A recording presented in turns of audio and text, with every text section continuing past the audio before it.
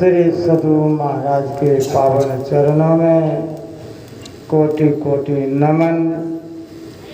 मंचासीन सभी गुरु भाइयों को बार बार नमन। कर्म क्षेत्र की भूमि पर धर्म की क्षेत्र में मानव जीवन का महत्वपूर्ण शुभ कर्म करने हेतु इस सत्संग में पधारे हुए धर्म प्रेमी भक्ति स्वरूपा माताओं तथा बानों श्रोतागण सभी को नमन। अभी रामचरितमानस का पाठ हुआ, प्रसंग है उत्तरकांड का संवाद है। भगवान राम प्रजापति ब्राह्मणों गुरुओं का और मानव तंत्र के संबंध में भगवान राम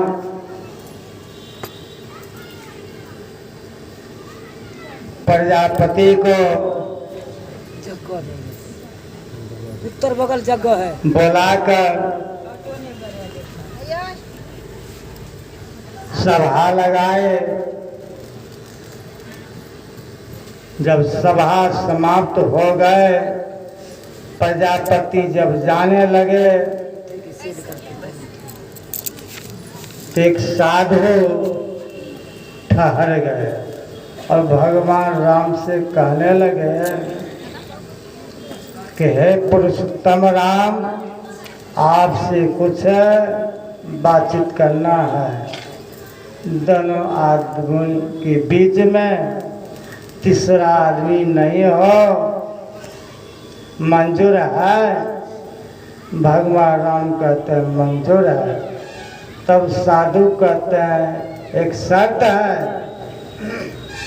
दोनों आदमी का जो बातचीत होगा, इस बीच में यदि कोई आ जाए उसका मृत्यु दंड मंजूर है। तो कहने लगे भगवान राम मंजूर है। और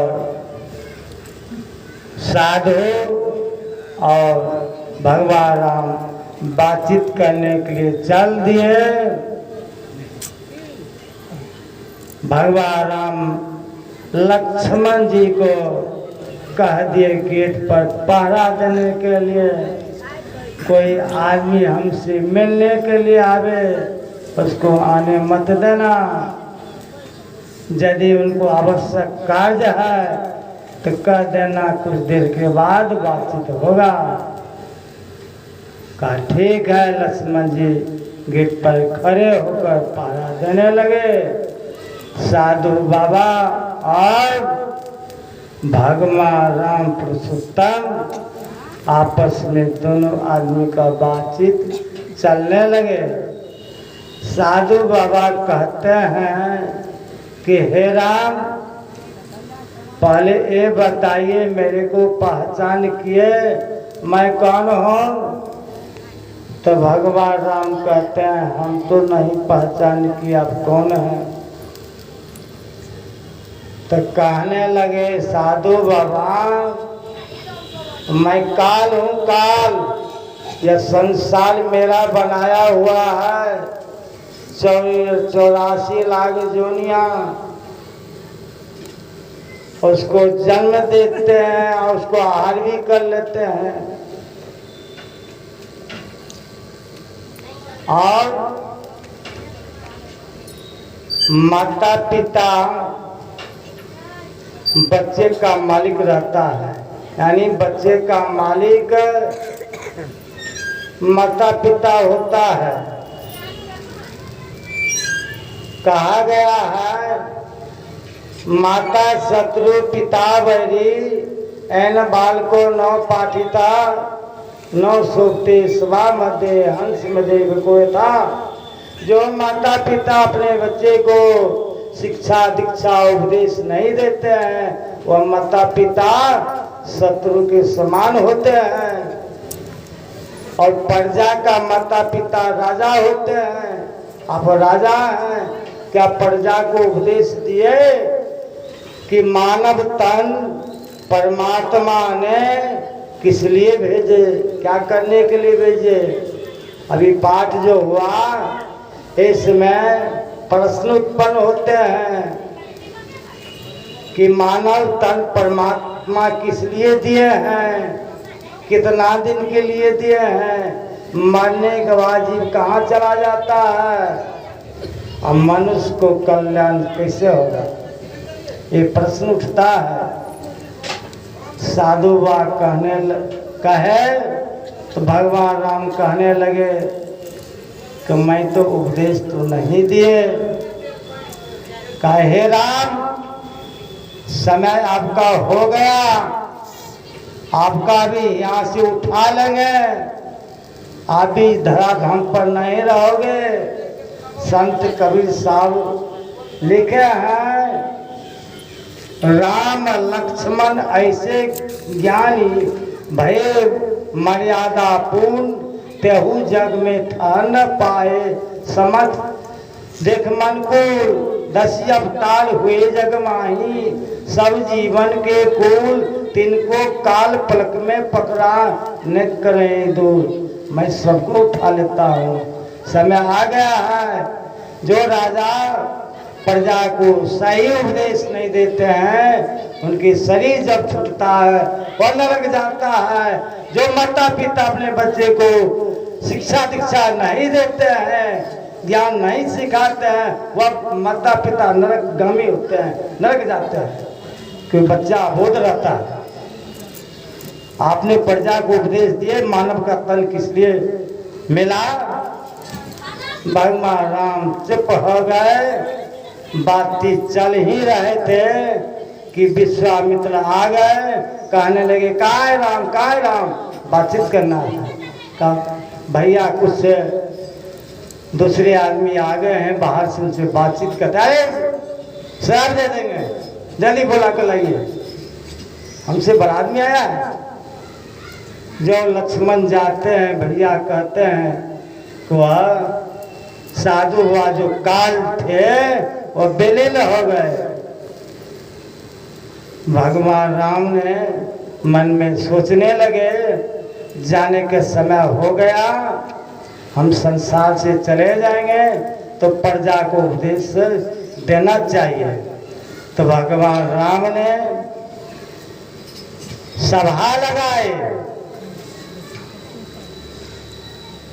एक बार रघुनाथ बुलाए गुरु तुझपुर वासी सब आए।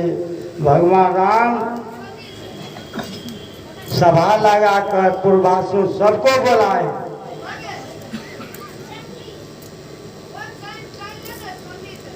और कहने लगे ब्राह्मणों गुरु पूर्वासियों को बुलाकर सबको बैठाकर कहने लगे